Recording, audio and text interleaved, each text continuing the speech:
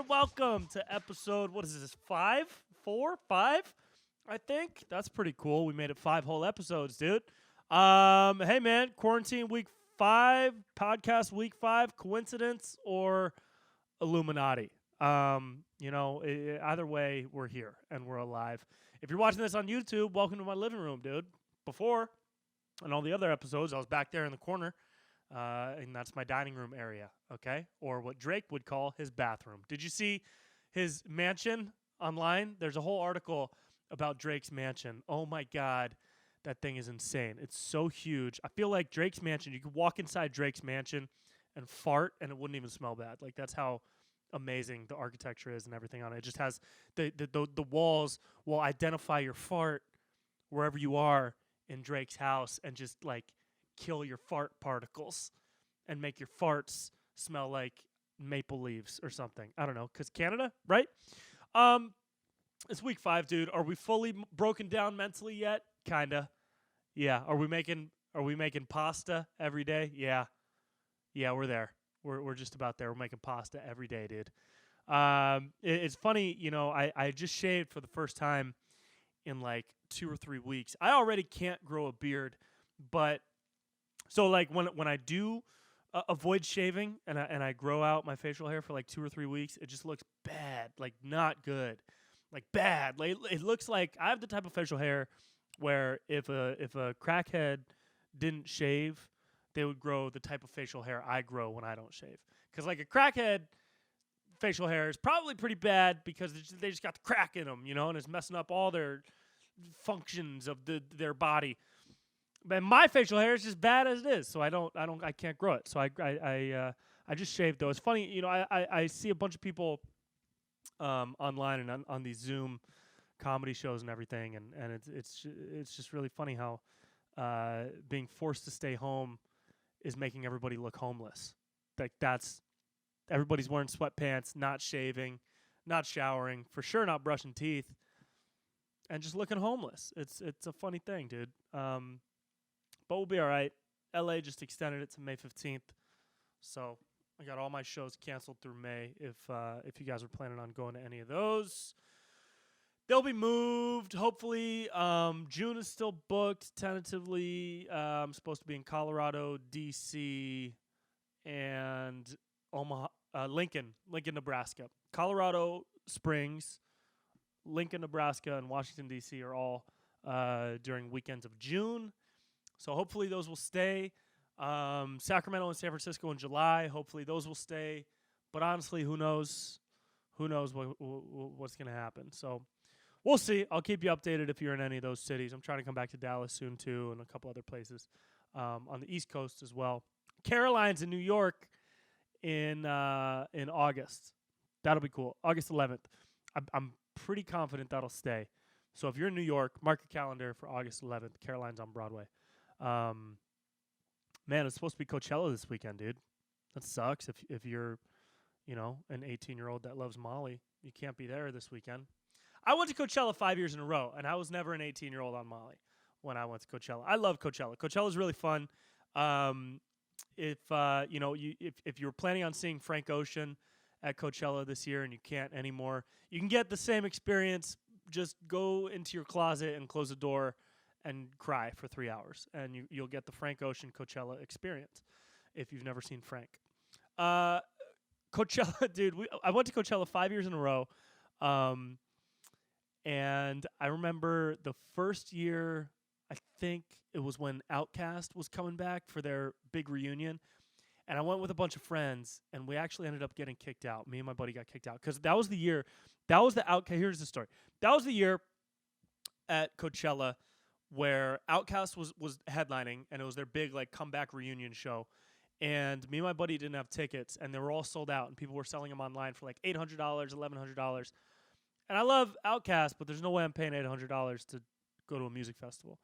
So we decided, like, our buddies had a condo, and we decided to just go party there at Coachella and see if we could like buy a ticket or somehow sneak in. But we knew sneaking in probably wasn't going to be possible. So we were just going to try and buy a ticket from a scalper out there or on Craigslist because, after a while, people start selling tickets for cheaper because they can't sell them. So we went out, And I think we got there Thursday night. We just partied all night, and then we woke up Friday and we partied all day. And we were looking online and we couldn't find anything for less than like $1,000. And then all our friends went to Coachella. So me and my buddy stayed at the condo, and we were just doing all the things that two sober people do. Okay, and we found this ad on Craigslist selling tickets for $600 a piece. And the face value, I think, was like $400 or something. And so we responded to it, and the person was like, yeah, meet me at the parking lot of this place in like an hour. I think it was a CVS. And so we went to the parking lot of this CVS, and we were waiting. And the guy's not showing up, so we were like, screw it. We'll just go watch the live stream on YouTube and drink ourselves silly back at the condo while all of our friends are at the festival. So we started walking away from the CVS parking lot, and just then a car pulls in, and it's this old school like one of those shitty old like drug dealer cars that's pulled straight from a Denzel Washington movie where Denzel is having to save a young girl from being kidnapped by a drug kingpin who took her from his rival or some shit. And so this Denzel Washington ass car pulls into the parking lot, and this old guy gets out looking like Doc Antle from Tiger King. And this dude stands up and he's like, hey, were you guys the ones I was talking to online? And we're like, yeah. Are you really selling passes? And he was like, yeah, I got them right here. And he pulled out 2 wristbands that were not Coachella wristbands. They just said Coachella vendor. Coachella vendor. And he said, these will get you in. You'll be good with these. And we were like, all right, we don't trust you. We don't. You for sure have a body in the trunk of this car, okay? We can't just give you our money. And so we said, man, we'll pay you, but can you physically get us in with these? Like, can you put one on and walk us in, and then we'll give you the money once we're actually in? And he said, yeah. And so he drove us to the entrance. He parked in the lot, and we started walking in, and we were right behind him. And this is the closest I've ever been to being trafficked, okay, to being human trafficked.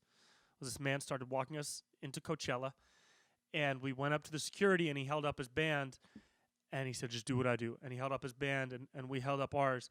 And the security guy was like, oh, I don't think you can. And the dude was like, no, we're good. And he walked in with us behind him. And the security guy was like, all right, because all the security at Coachella is high 24 hours a day. And so we got in. We got into Coachella. And so now we're in, and we look around, and we see everything, and we're in for the first time, dude. There's chicks with the pasties and fucking dudes with the basketball jerseys thinking they're sick, and it's everything you ever would have thought a douchey music festival would be. And we gave him the money. We should have just ran because he wouldn't have been able to catch us. But we gave him the money, and now we're in Coachella as 2 vendors, and we never got questioned. We saw Outkast, and the next day we went back in, and we did the same thing. We showed it at security, and they gave us a look, but they're like, all right. And we're like, yeah, our dad is the taco guy at the taco truck. And they're like, yeah, sure, for sure. And so we got in. And then so on day 2, on day 2, we had to pee. And the line at the porta potty was so long. We didn't want to wait. We didn't want to wait in the line. So I thought, okay, vendor pass. This might get us in like anywhere, right? So I looked over and I saw a VIP section. And they have bathrooms in the VIP, and there's no lines because they're VIP. And so I walked up to the dude that was guarding the VIP section, and I showed him my band, and he was like, yeah, okay, you can come in. And so I went in. My buddy was still outside waiting for me. And I went in, and I went to use the bathroom, and it was so easy. And then I looked around, and they had like sushi, and they had like Fiji water for free. And dude, if you've never had Fiji water, whoa. Fiji water, dude. Come on. All right? Fiji water is like fuck Phoenix piss. Okay? That'll keep you young. All right? So I'm inside with the sushi and the Fiji waters, and I text my buddy and I say, hey man, come in. There's all kinds of cool shit in here. And he says, okay, I'm coming in. And I see him start to, I look through the fence, I'm looking out, and I see him start to walk up toward the security guard. And then I see like 10 feet behind him, this big ass dude with a handkerchief. He was wearing a handkerchief around his face because he must have predicted coronavirus, so he was already wearing a mask. He came in out of nowhere and just blindsided My bud just tackled him to the ground, and he picked up his wrist. He was like, "Where did you get this band? Where did you get this? You don't get one of these. You don't work here. Where did you get this?" And my buddy was immediately like, "Dude, I'm sorry. We bought it. Like, we shouldn't be here. I'm sorry. I'm sorry." And so I came out and I was like, "Hey man, it's all good. I'm sorry. We'll leave. Well, I know we're not supposed to be here." And he was like, "No, sit down. You sit on the fucking ground. You sit down right now." And he patted us down. And my buddy had a bunch of drugs. We weren't doing the drugs. We were just bringing them in for a friend. Okay. My buddy had a bunch of drugs in his pocket, and the dude patted him down around the drugs somehow. Okay. This is why you don't do drugs and you don't even carry them for your friend, okay? But if you do drugs, you call me. Just kidding. Okay. And he patted, so he didn't find him. But they booked us in Coachella jail, dude. They walked us to this tent of other people that had gotten kicked out or gotten in fights or whatever, or just were like way too smacked to be allowed in public. And he took us to Coachella jail, and they took our pictures, and they said, "You can't come back to Coachella again." And then we bought a ticket, and we went back the next year, because that's not a real thing. You can't be in Coachella jail. What does that mean? You're not allowed to wear a flower crown for 12 months? You've been banished from wearing flower crowns for 12 months? That's not a strong enough punishment for a Coachella jail. Coachella was fun. The other years I went, it was cool. It's just a bunch of bros, dude. It's bro fest. It's bro central. It's the yearly meeting of the bros. You know the gathering of the juggalos? This is the gathering of the bros. Is what Coachella is. And it's also just like a big giant fashion shoot. The music really is in the back seat of Coachella. Like I don't think people go for the music, of course, but I think more so it's just the general experience of being out on the fields with your girls. What are you wearing? Are you gonna wear the sequin dress? Are you gonna wear the sequin top with the see-through bottoms? That'll be so cute, because then we'll be able to see your butt. And if we can see your butt, then you're doing something right. That's every girl at Coachella. That's not the Rona, dude, I promise. Coachella, dude. Maybe I'll go in October. October would be fun. That'd be a chill. That's probably gonna be a chill time. I also really want to see Travis Scott live, because I watched the Travis Scott documentary a few weeks ago, and now I just can't stop jumping into bed when I go to bed, because he does stage dives, and I can't stop stage diving into my bed every time I go to sleep. So that'll be cool. Crazy times, dude. Crazy times. Coachella was fun back then. It'll be fun again. Go. I suggest it. It's a good time. Lightning in a Bottle is my favorite festival. That got canceled this year.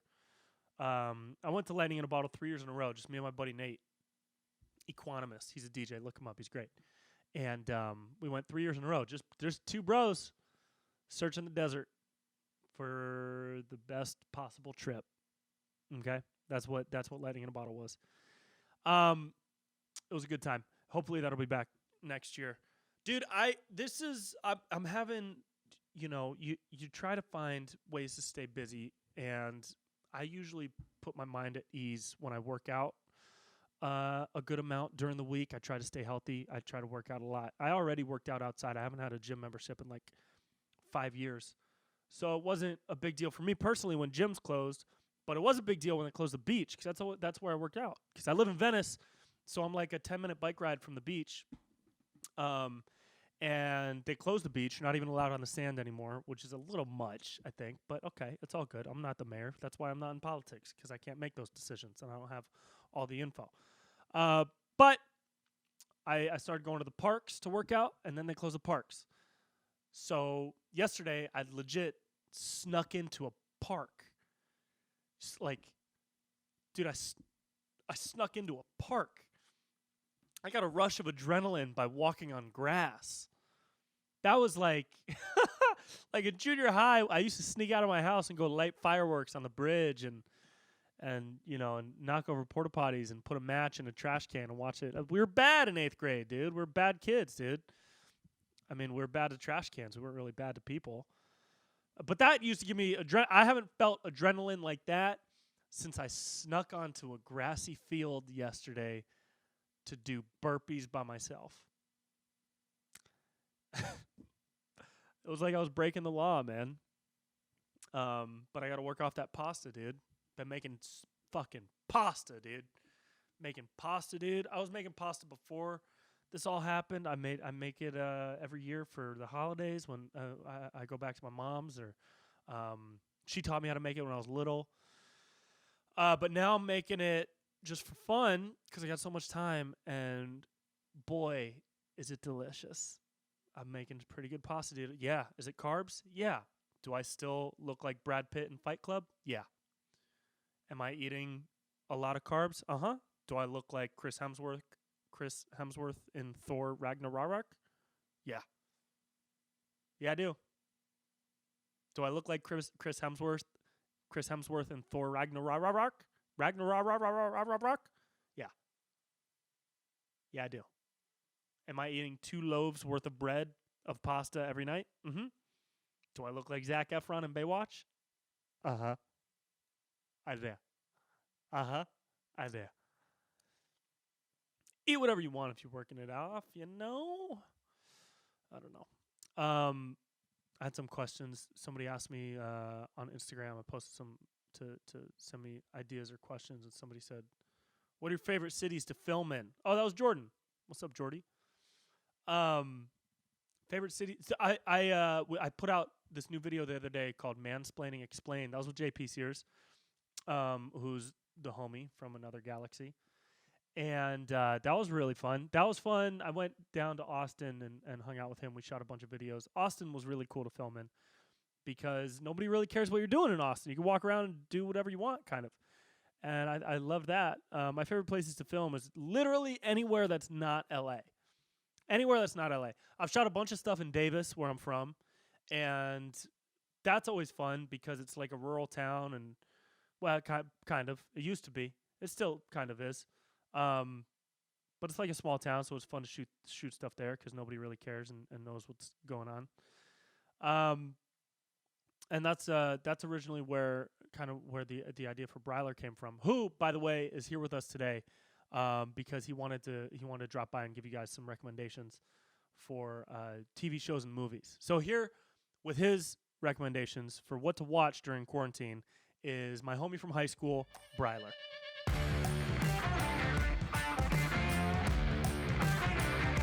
Oh, fuck yeah, dude. What the fuck is good, podcast world? Fuck yeah, dude. Fucking stuck in this fucking shitty quarantine, dude. I'm out here in my apartment, dude, just fucking kicking it, dude. Can't even see all my homies, which fucking is not tight at all, dude. I talked to my boy Dylan the other day, and I was like, Dylan, what are you doing today, dude? And he's like, dude, I might fucking go check out the other side of my house, dude. I haven't been there in like a fucking quick minute. And so he did that, dude, and made me want to fucking do that shit too, dude. And I went over there, dude, and I found my fucking dirt bike keys that I lost back in fucking 11th grade, dude, when I used to go dirt biking all the time with my boys. So hopefully when this shit is over, I'll go fucking dirt biking again. But until then, dude, I know you guys are fucking locked up like Akon out there, and because of this fucking crazy ass coronavirus, and you probably at this point like watched everything you could possibly watch on Netflix and Hulu and OnlyFans. And so I wanted to give you some new ideas for some stuff to watch. So here are a few fucking sick-ass reviews of some movies and TV shows that I've recently seen or rented with my dumbass stepdad's credit card. Number one, I just saw The Invisible Man, dude. And if you haven't fucking seen The Invisible Man, you definitely should. Like, when I first saw it, I was like, oh, The Invisible Man. This must be a movie about my dad. But no, dude, turns out the premise is much fucking sicker than that, dude. The Invisible Man is pretty sick. If I could sum up this movie in one word, dude, that word would be sketch, okay? This movie was fucking sketch, all right? Like, I've been through a lot of sketchy shit in my life, dude. But nothing compares to this shit, dude. Like, I remember in fucking high school when we would fucking TP people's houses, and one time we ran from the cops, and we were running through people's backyards, and freaking Ryan Davies got his foot caught in a bear trap in some fool's backyard, and we almost got caught up, but we got away, dude. Like, that was a sketchy situation, dude, because that fool's foot was almost ripped off by that fucking bear trap. But it still wasn't like Invisible Man sketchy. You know what I mean? And so the movie overall was pretty sick. Like, the storyline, the plot and shit was pretty tight. But honestly, I didn't think it was very realistic because it's basically just this dude like trying to get his chick back the whole time. And it's like, dude, if you're trying to get your chick back, fucking don't fucking go invisible for her, dude. Go fucking like get a different chick, dude. If some chick makes you want to be fucking see-through, dude, then she's not the fucking one for you, dude. Okay? Nobody should see through you, dude. You gotta be strong, dude. You know what I mean? Like, if you want a new chick, dude, don't go for the old chick, dude. Just come kick it with me, dude. We'll go to tavern on a Thursday night, dude. I'll get you a new chick, dude. So overall, I give this movie a rating of decently sick with 3 finger snaps. Up next, I just watched the whole series of Tiger King on Netflix. And Tiger King was pretty crazy, but dude, this fool Joe Exotic looks like he just freebases coronavirus out of an empty Diet Coke can every day. But he's actually like one of the tightest dudes, even though he did some fucking fucked up, sketchy ass shit too. Honestly, the worst homie on the show is Joe Exotic's former homie Jeff Lowe. Mostly because that fool dresses like a fucking dunce, dude. You see, dude, I swear to God, dude, like that fool wearing affliction and shit. Like I'm pretty open and like accepting as a person of whatever you want to be in your life, unless you're wearing affliction. Like I remember sophomore year when fucking Cody Stewart started wearing affliction to school every year. Me and the other homies had to jump that fool outside of the PE locker rooms just to let him know, dude, you don't wear affliction, dude. You don't wear affliction clothes, dude. You don't try to make affliction sick, dude. You can't, dude. Affliction is not sick, dude. You don't wear affliction unless you own a vape shop, dude. Also, hella fools in that show smoke meth, and I kind of connected with that because I remember the original Four Locos, which were basically the like the liquid versions of meth, so I understand kind of what they're going through. Overall, Tiger King was pretty sick, and Carol Baskins can suck a fat one. So I'd give it a rating of decently tight with 4.5 finger snaps. And then finally, I saw this documentary on Netflix called How to Fix a Drug Scandal. And this is a pretty crazy documentary that delves deep into the inner workings of the judicial system and exposes the hypocritical hierarchy of a government that prioritizes the protection of its own interests more than the people it was built to serve, and by not holding itself accountable becomes the very beast that it was created to protect society from. So overall, that shit was tight. You gotta give it 10 finger snaps, dude. And this has been fucking Bryler's Reviews, dude. Hit me up if you guys are trying to have a fucking Zoom later. I'm trying to see some Zoom titties.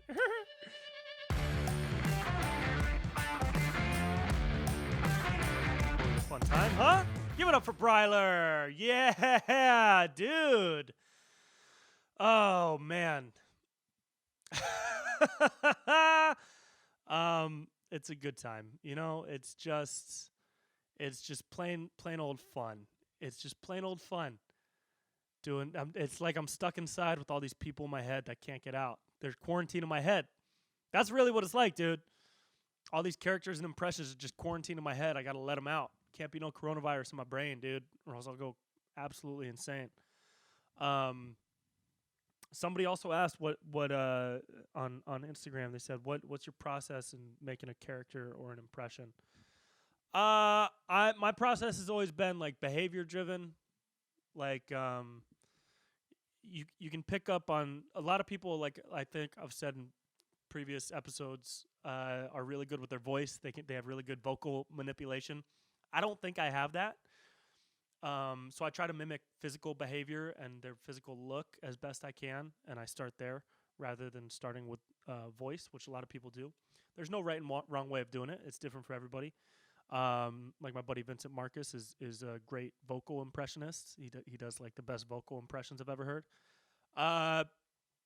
So that's kind of where I start, and then I build it from there.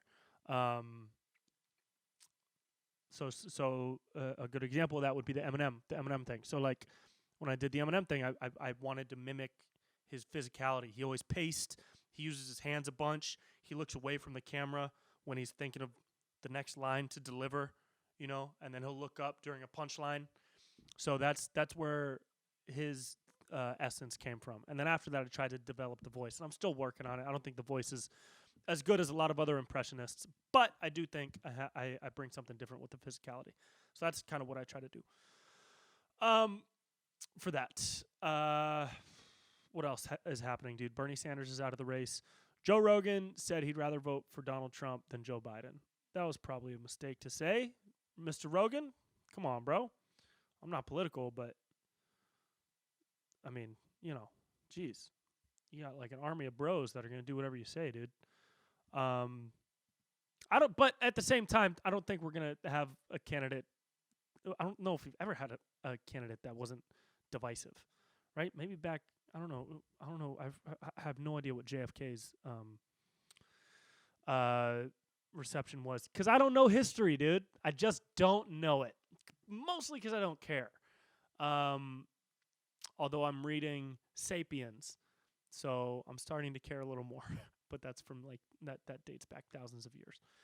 So I don't know. I think the only person that a vast majority of people would appreciate and respect if he did it right would be The Rock. I swear to God, dude.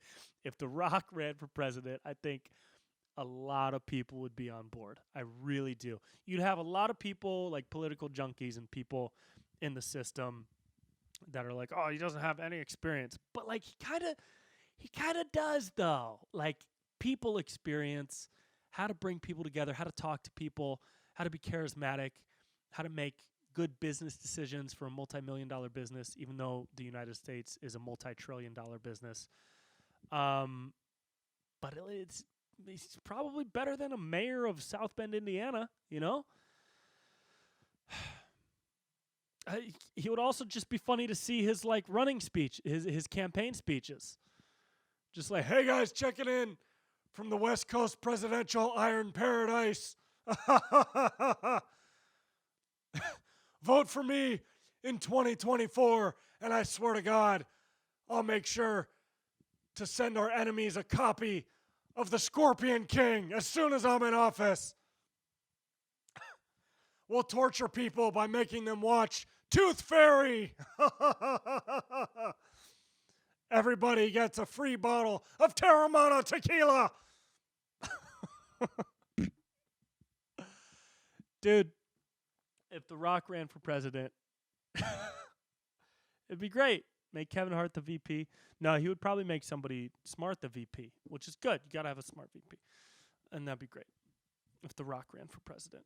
Hey guys, checking in from the presidential iron paradise. Just wanted to let you all know we have a plan of action for this upcoming election. And that plan is to lift heavy weights and drink Voss water every single day. I also wanted to let you know that I'm not going to stop making movies. Even when I'm in office, I'll be making at least 14 movies a week. Can't stop making movies, dude. The Rock is insane. I brought, on the last episode, I said I brought a couple diaries back from my mom's house last time I was there, dude. And these diaries, I was reading through them. They're from when I was 8 years old, man. That's wild. And they're so silly. Look at that. Look at my handwriting. You see that? Look at how bad it is. Look at how bad it was, dude. So I'm going to read you a couple of these because they're just so silly. So this is 8-year-old Brent on September 15th. Dear Journal, today at school, it was our class's first math test. It was pretty easy, and I got 100%, an A+. We ate lunch outside, as we did, because it's still summer. As usual, Chelsea was looking way better than she did last year.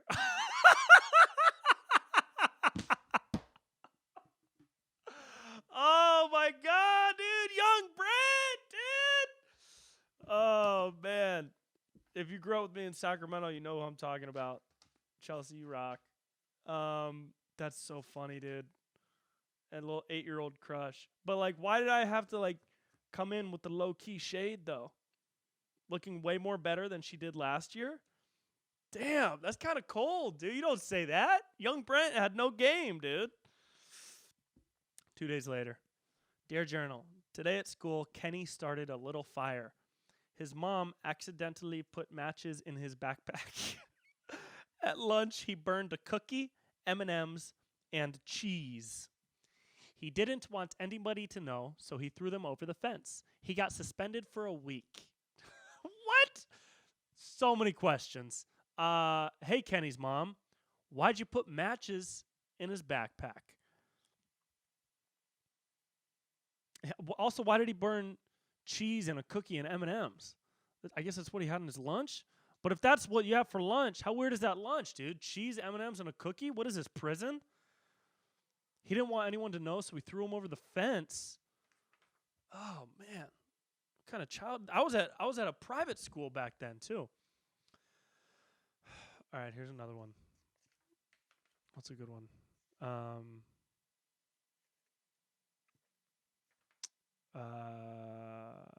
Okay, here's one. Dear Journal, since the first day of school, I've been getting straight 100%, and Sierra has been getting straight 50%. Sierra has been getting straight 50% Fs. Today was her birthday, and she got 80% on her math test. Mrs. Braun said that the 4th and 5th graders couldn't play dodgeball, and today we played 4th versus 5th grade anyway, and me and my friends think that they are really stupid. Fuck yeah, dude. Fuck those 5th graders, dude. Are you kidding me, dude? I remember those kids, little fucks, dude. What's with the shade, dude? Sierra has been getting straight 50% Fs. Today was her birthday, and she got 80% on her math test. Oh, maybe I was like celebrating her. Maybe that was like good vibes. Yeah, that's what that was, dude. I was like, oh, today was her birthday. That's a good vibe. And she got 80 when she usually gets 50. So that's a good vibe too, dude. I wonder where she's at. Sierra. This is funny, dude. Did you guys do diaries or journals or anything, dude? If you did, send them to me. I want to read some of your excerpts. Send them to me at Brent Pella on Instagram or brentpella@gmail.com. Send me your diary excerpts and I'll read them on the next episode. All right, here's one I haven't read yet. Dear Journal, yesterday I was sick, but now I'm feeling a lot better, and I'm still going to skip school on Monday. Tomorrow, me and my mom and the dog are going to the lake in Lake Tahoe. Oh, that's nice. How fun is that, dude? That's cool. See, I grew up with a single mom, dude, so we like did a bunch of cool shit together. We went when I was little, growing up in Sacramento, we went to Kings games all the time. And they were really fun because pre-9/11 security was super lax everywhere. So we would go to the Kings games, and we would get there super early. We would go straight to the court where they were doing shoot-arounds before the regular warm-ups. And they would always sign autographs. I got all the Kings autographs during the Jason Williams and Chris Webber years. And then after the game, we would get into a freight elevator. Legit. Me and my mom would get into a freight elevator, and we would go down to the literally to the locker room. The only place we couldn't go in was the locker room. But we were in the place where all the like family and friends would hang out when the players came out of the locker room.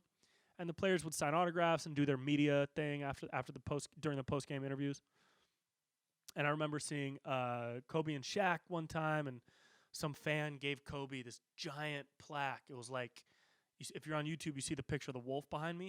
It was that big. It was this huge thing, like 4 feet by 5 feet. This giant thing with laminated basketball cards of Kobe Bryant. And the fan just gave it to him. I was like, that's so weird. That's such a weird thing to give. Like if some fan gave me a giant laminated plaque with a bunch of pictures of me in it, I'd get a restraining order immediately. That's insane. You keep that in your shrine. What am I going to do with that? I saw Jordan down there. That was pretty cool. Saw Michael Jordan during those post-game things. I was wearing when I saw Jordan. I went through this phase when I was little. I was wearing a lot of jumpsuits. You remember when like Sean John was the shit and FUBU and all that. I love that urban like cool black dude culture, because that's what it was. Sean John was started by P Diddy. Isn't that his name? Sean John, isn't that his real name? And like FUBU and like all that stuff. You never saw a 9-year-old white kid wearing that unless you were looking at me, because then you saw it. And I had this sick ass Michael Jordan jumpsuit, and it was way too big because it was the last one they had in stock, and it was size extra large. And I was like this tiny little white kid, but I was like begging my mom because I loved it so much, and she got it for me. And so I wore it to the Kings game when they played the Wizards, when Jordan was playing for the Wizards. And we went down to the lower level, and we saw Michael Jordan giving his post-game interview, and one of the dudes in like Jordan's little entourage was wearing the same exact jumpsuit. And he looked over at me, and I looked up at him, and he looked at me and just went, "You got good fashion taste, my man." And I was like, "Oh, thanks." Am I cool? Am I cool, dude? Am I cool, dude? Now, am I cool basketballer, dude? Can I be cool basketball, dude? Now, that was a really cool. That was a cool moment. We're gonna wrap it up here, guys. I'm gonna go watch Pasta Grannies on YouTube. I highly recommend you do too. It's literally what I fall asleep to now. And am I gonna make pasta today? Yes, absolutely. What kind? I don't know. Maybe some orecchietti, maybe some tagliatelle. Okay. Maybe some ravioli. All right. I'm gonna do ravioli this week, actually. So I'm gonna go do that. You go do whatever makes you happy, because this shit's crazy. And if you've listened to all 35, 36 minutes of this podcast episode so far, thank you. Thank you so much for kicking it with me. Thank you for rocking with me. I hope we can kick it and rock together in person at some time in the near future when all this shit is done, all right? Because your boy is really missing the stage. So when that happens again, come see me live. All the dates are going to be up at brentpella.com/shows. They're up right now, but they're subject to change. So maybe just go on there and make a mental note of the show you want to come to and check back every so often to see if it's still happening. I got new videos on the way on Instagram and YouTube. Some other fun stuff in the works, dude, because you know how it is. We're BTGO. All right? BTGO, dude, about to go off. It's a way of life, all right? BTGO for life, okay? And that's it, man. So go tell someone you love them, meditate, watch Pasta Grannies, and I'll see y'all next week. Peace and love.